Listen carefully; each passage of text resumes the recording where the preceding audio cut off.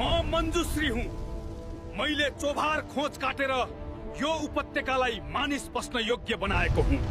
म जनक, मिथिलाको राजा। ज्ञान, सत्य र धर्मको बाटो देखाउनु नै मेरो कर्तव्य थियो।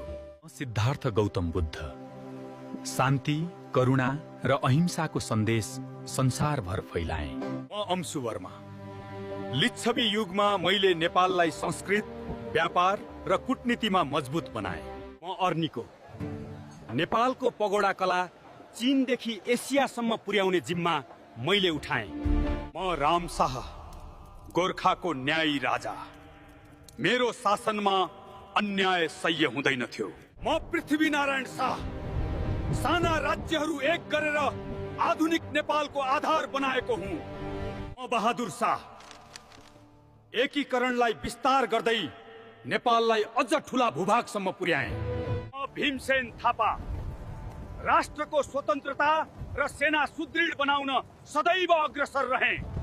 म बलभद्र कुन्वर, नला पानीमा अन्तिम साससम्म लडेर नेपाली वीरताको पहिचान बने।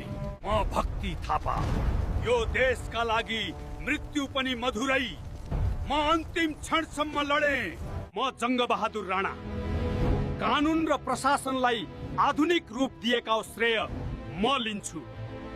यी हुन् नेपालका महान चरित्रहरू जसले इतिहास लेखे, पहिचान बनाए र राष्ट्र उभ्याए।